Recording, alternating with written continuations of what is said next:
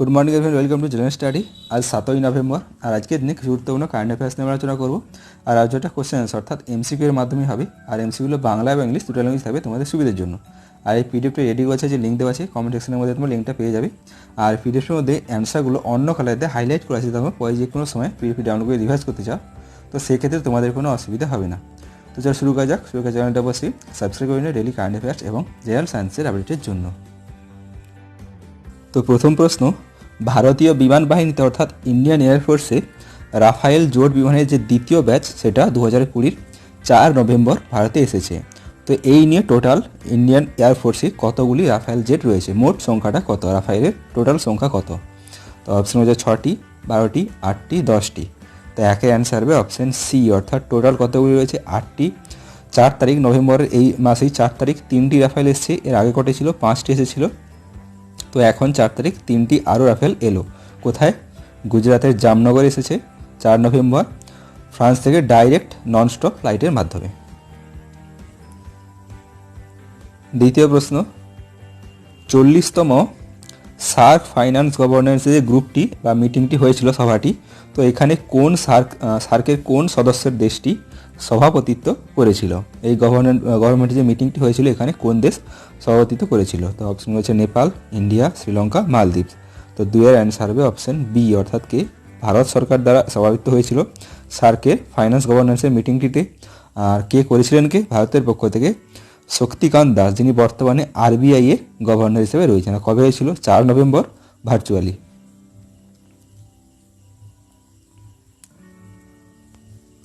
Question number 3, কোন bank তার হাজার বছর, এটা বাংলাটা ভুল লেখা আছে, কোন ব্যাংক তার গ্রাহকদের জন্য মাইন নামের একটি দেশের মধ্যে প্রথম এই ধরনের এক প্রকার ব্যাংকিং কার্যক্রম শুরু করেছে তার গ্রাহকদের জন্য? কোন ব্যাংক মাইন নামের একটি ব্যাংকিং সিস্টেম? তো অপশন রয়েছে ICICI bank, HDFC, Kotak Mahindra, Axis. তো তিনের অ্যান্সার হবে অপশন এ, অর্থাৎ কোন ব্যাংক? আইসিআইসি ব্যাংক এই ক্যাম্পেইনটি শুরু করেছে, ব্যাংকিং ক্যাম্পেইন। আর এইটাকে যাদের বয়স 18 থেকে 35, তাদের জন্য এই ব্যাংকিং ফ্যাসিলিটি বা সুবিধাটি শুরু করেছে আইসিআইসিআই ব্যাংক দ্বারা। কোয়েশ্চেন নাম্বার 4, কোন দেশ সম্প্রতি প্যারিস জলবায়ু চুক্তি অর্থাৎ প্যারিস ক্লাইমেট এগ্রিমেন্ট থেকে আনুষ্ঠানিকভাবে তার যে সদস্য পদরা সেটা সরিয়ে নিয়েছে বা প্রত্যাহার করেছে? তো অপশন হচ্ছে ফ্রান্স, ইউএস, ইরান, ব্রিটেন। তো 4-এর অ্যান্সার হবে অপশন বি, অর্থাৎ কোন দেশ? ইউএস তার সদস্য পদ থেকে বেরিয়ে এসছে বা বরখাস্ত করেছে, আনুষ্ঠানিকভাবে প্রত্যাহার করেছে। কোন চুক্তি থেকে?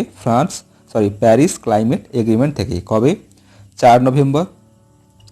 আর 2015 ইউএস 2015 যোগ দিয়েছিল এই প্রোটোকলে। তারপর থেকে ইউএসসি হচ্ছে প্রথম এমন দেশ যেটা এই প্রোটোকল থেকে বেরিয়ে এসছে 4 নভেম্বর প্যারিস জলবায়ু চুক্তি থেকে।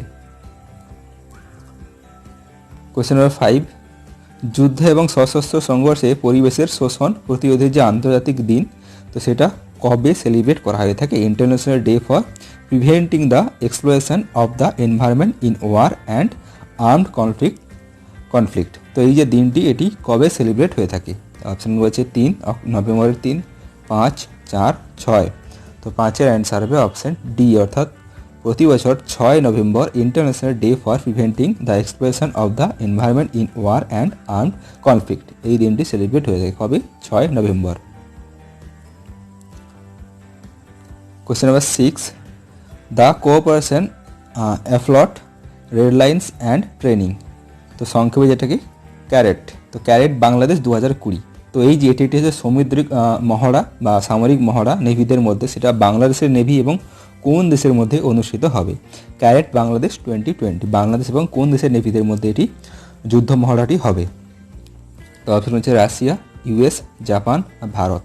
তো 6-এর অ্যান্সার হবে অপশন বি, অর্থাৎ কোন দেশের সঙ্গে? বাংলাদেশের সঙ্গে ইউএসের হবে যুদ্ধ মহড়া। কবে? 4 নভেম্বর হয়ে গিয়েছে। আর দুটো দেশের মধ্যে সামরিক যে বন্ধন সেটা আরও বাড়ানোর জন্য এই মুহিমটি বা নেভি এক্সারসাইজটি হবে 4 নভেম্বর। কোথায়?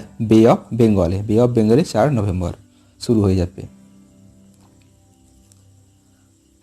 7 নম্বর, টেলিভিশন চ্যানেলগুলি, টিভি চ্যানেলগুলি যে টিআরপি রেটিং সিস্টেমগুলি মূল্যায়ন করতে ভারত সরকার দ্বারা গঠিত 4 জন সদস্যের কমিটি, তার নেতৃত্ব বা হেড কে? তো টিআরপি নিয়ে সম্প্রতি নিউজ এসেছিল খুব, টিআরপি স্ক্যাম ট্যাম এইসব নিয়ে। তো এই যে টিআরপি রেটিং, এই সিস্টেমটিকে মূল্যায়ন করতে সরকার দ্বারা একটি 4 জন সদস্যের একটি গ্রুপ গঠন করা হয়েছে। তো এই এদের গ্রুপটির হেড কে? তো অপশন হচ্ছে Suryaprakash, Rajiv Singh, Shashi S Bhamati, option D হচ্ছে আলী আর রিজভি।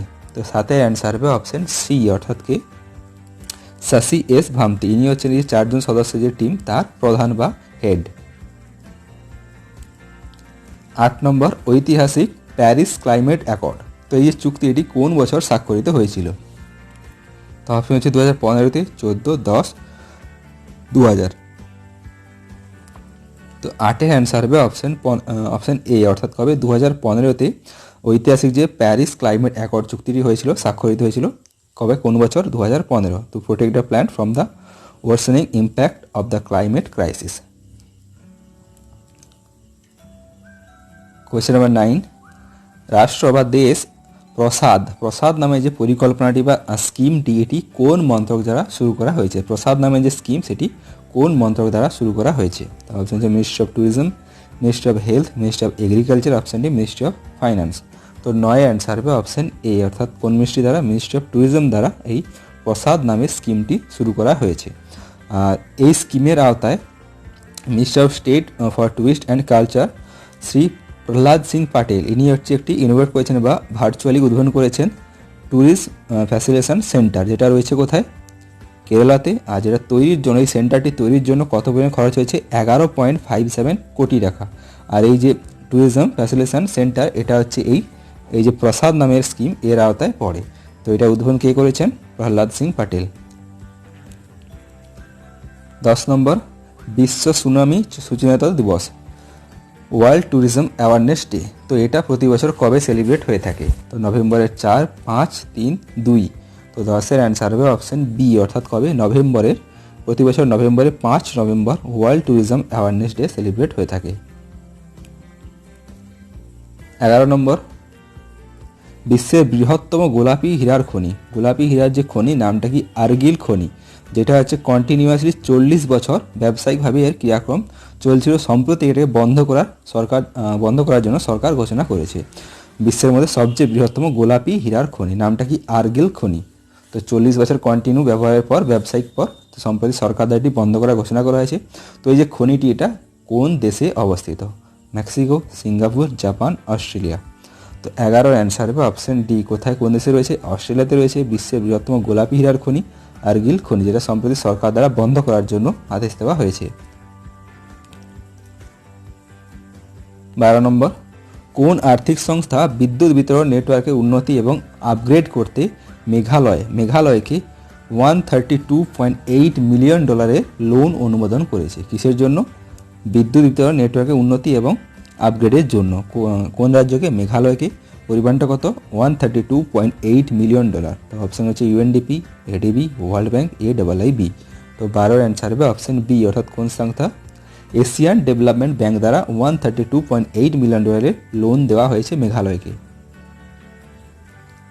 তো এগুলো ছিল আজকে গুরুত্বপূর্ণ কারেন্ট অ্যাফেয়ার্স। ভিডিওটি ভালো থাকে লাইক করে দিও, শেয়ার করে দিও, কমেন্টে জানিও। কোশ্চেন রিলেটেড কিছু না থাকলে কিছু ভালো থাকবে কমেন্টে তোমরা জানাতে পারো।